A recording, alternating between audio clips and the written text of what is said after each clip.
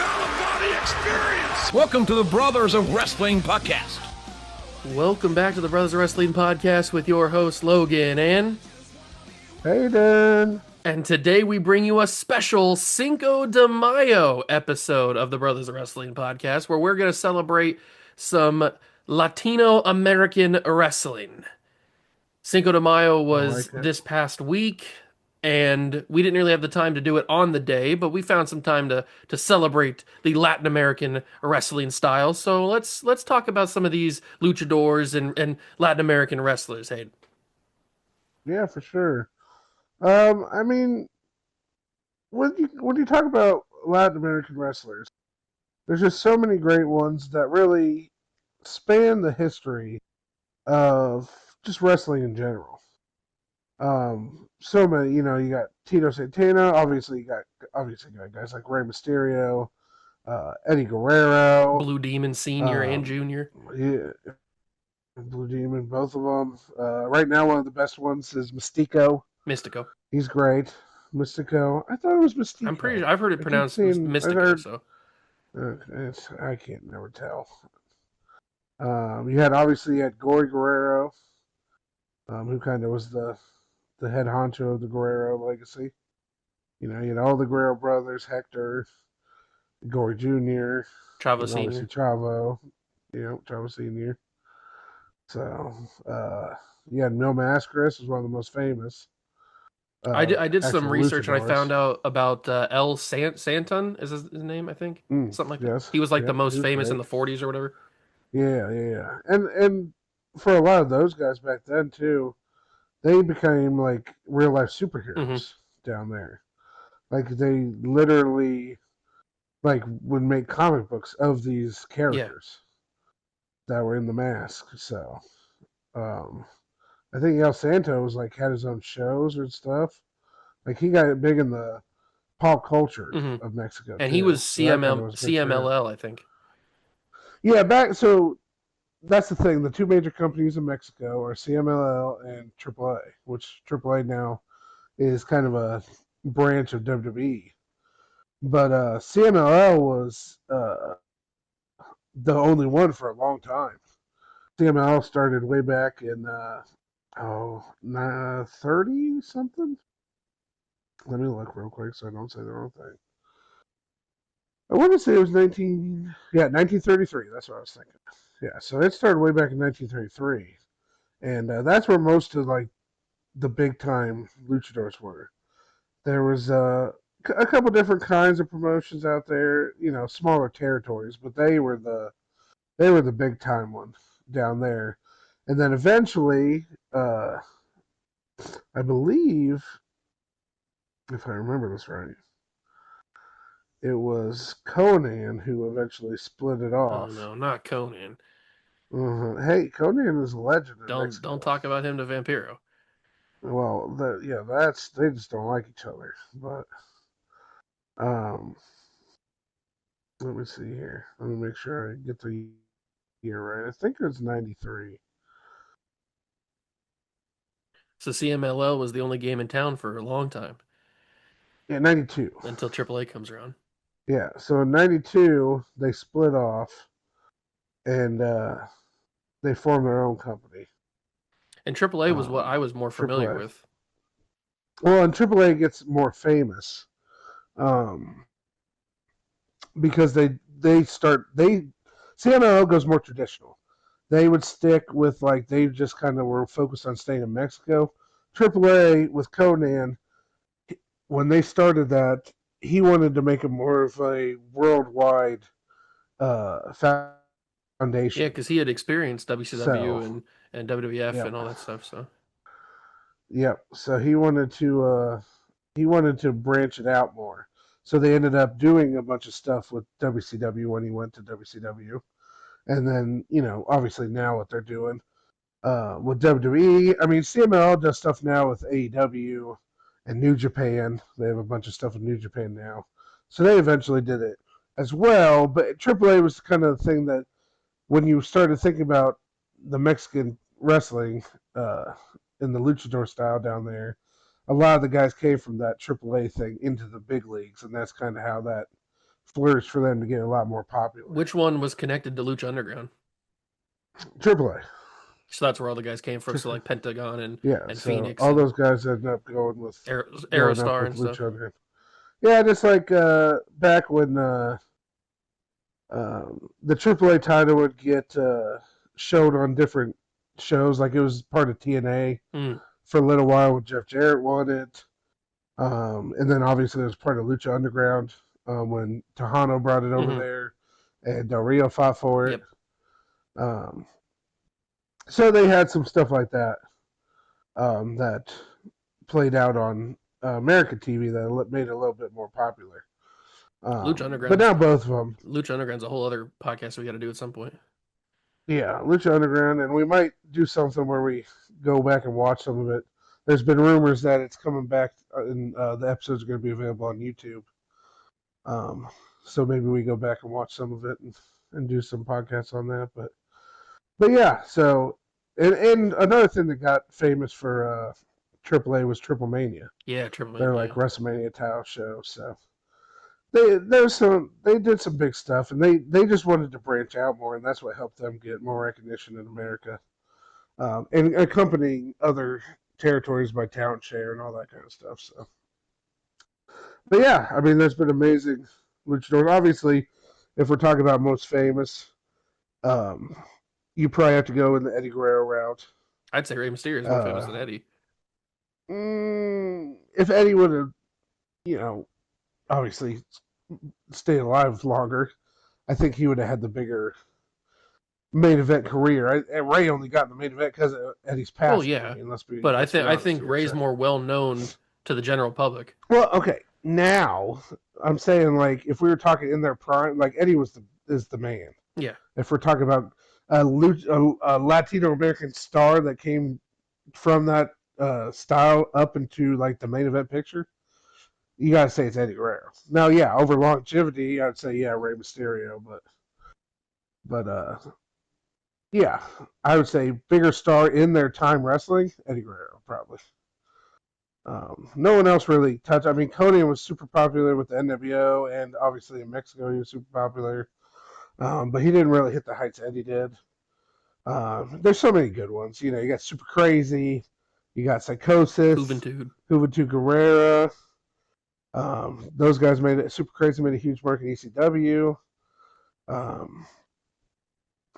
I'm trying to think off the top of my head who's some other ones that kind of branched their way out.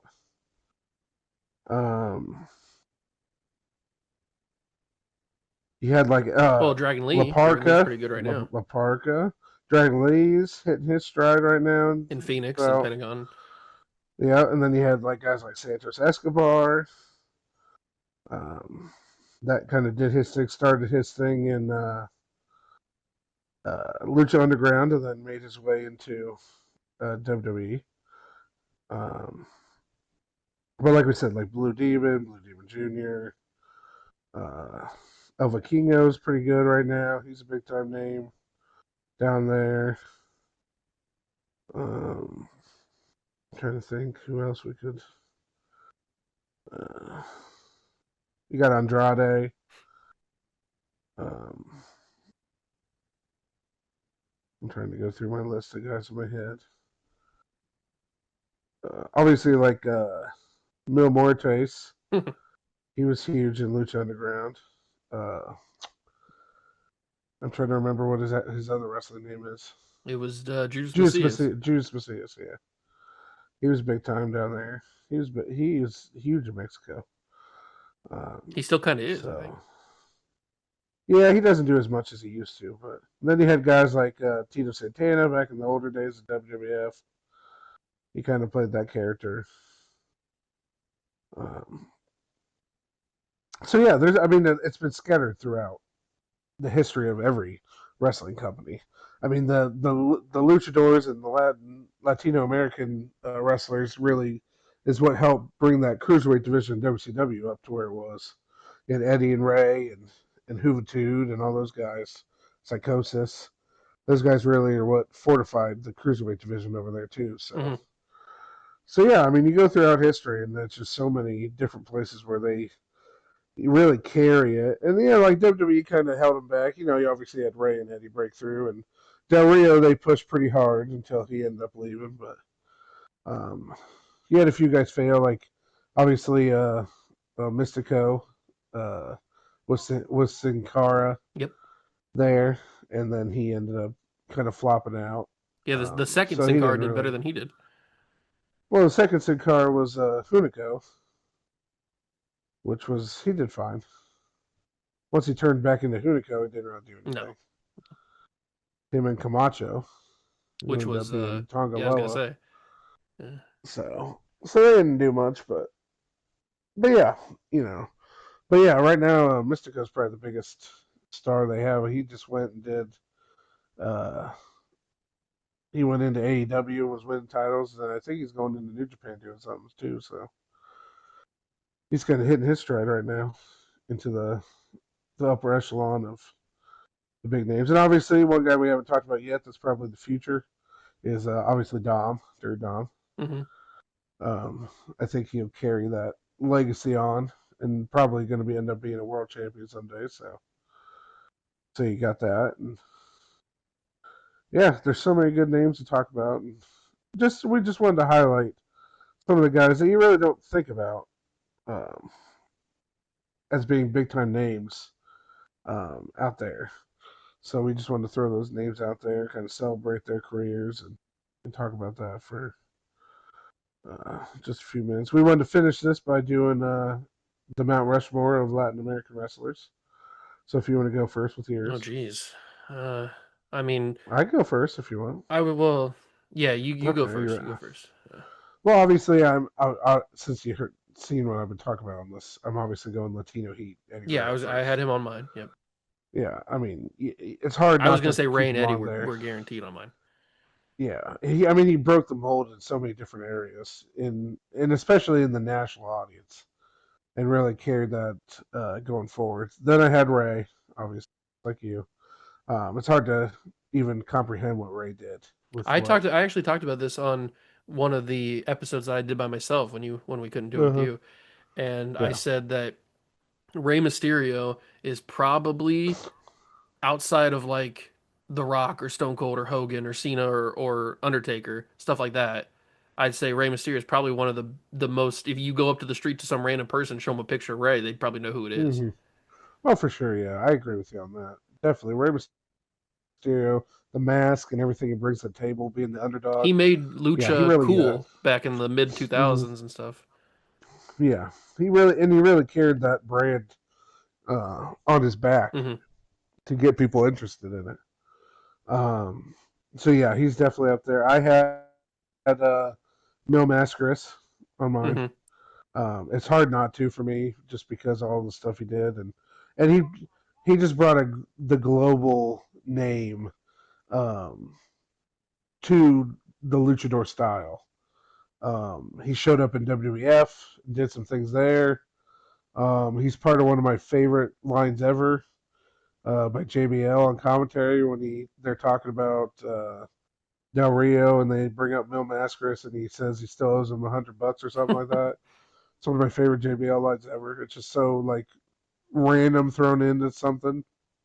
It's amazing. And then I had Codeine in mind. Oh, okay. So we Um, differ on one. just yeah, so it's just simply for the impact of starting a second company. Now he wasn't the main guy, but he was the name of it. They had other backers and all that stuff, but he was the name. And that what he did with that company, it branched off into so many things, and now it's part of the WWE and getting big buzz for luchadors that weren't getting that buzz before. I just think that everything, and to be fair to him, he did not have a bad wrestling career. Never really hit the world title marks in America, but Don't tell that he to Fat definitely Bear. had. He had some great runs. He had a great run in the NWO and the Wolfpack, and in TNA he had the Three Life Crew run and the LAX. So he did a lot of great things. So for that, I'm putting him on mine. All right. Well, What's yours? we are differ on one. I had Ray, Eddie, and Mil Mascaras on mine. But my Mm-hmm. fourth one, I'd think I'd have to go El Grande Americano. Oh God, I'm just really? kidding. I was gonna I'm say, just kidding. come on now. No, I'd probably go Mystico for my fourth. I get that. I mean, he's right now probably the biggest star in terms of where he's going. And he's older, but I think he's definitely going in the. He could definitely be a main eventer Basically, in a every company. every list that I saw that was discussing like best luchadors ever, Hmm. Mystico was in the top 10 or top five. Hmm. So, Yeah, I mean, yeah, he's one of the best, and so I could definitely see him being a world champion in America someday somewhere. I think he's done it a couple times in CMLL, but yeah, I could definitely see I him think he wrestled stepping MJF up for the and title. yeah, he had a match with MJF in this last title run, so I could definitely see in somewhere him falling, getting a world title shot, and maybe even winning it. So he's definitely high up there. But yeah, I just think for the cultural significance of what he created, I definitely wanted to go with Conan on Hmm. that. So, but All right. but yeah. We just wanted to spend some time and talk about celebrate the luchador style, the Latin American wrestlers of Hmm. to celebrate Cinco de Mayo since it was this past week or whatever. So we hope you enjoyed. Yeah. If you did, make sure to leave it a like, leave a Yep. comment on Spotify, subscribe to us on YouTube, follow us on Facebook and Twitter, Brothers of Wrestling, and we'll catch you in the next one. Yep. You can take your sombrero off now. So, peace.